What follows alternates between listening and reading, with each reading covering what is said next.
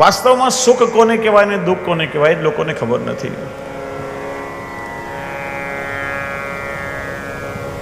માનો તમને કોઈ પૂછે આખા હાલોલ ગામમાં સૌથી સુખી કોણ, તમે શું કહેશો? હા,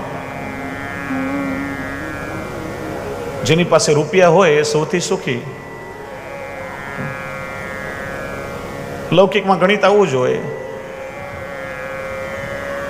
ખાલી રૂપિયામાં જ સુખ ના હોય.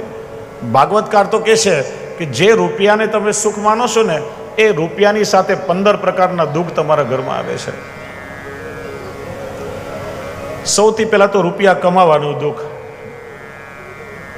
દિવસ રાત મજૂરી કરવી પડે, પરિશ્રમ કરવો પડે, મહેનત કરે ત્યારે માણસ રૂપિયા રડે. રૂપિયા ઘરમાં આવ્યા પછી ને સાચવવાનું દુઃખ. રાતભર જાગીને રખોપું કરવું પડે, કોઈ ચોરી તો નહીં જાય ને.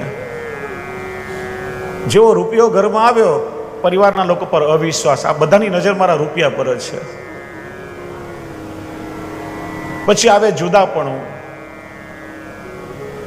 સંપત્તિના કારણે સંયુક્ત પરિવાર વિભક્ત થઈ જાય.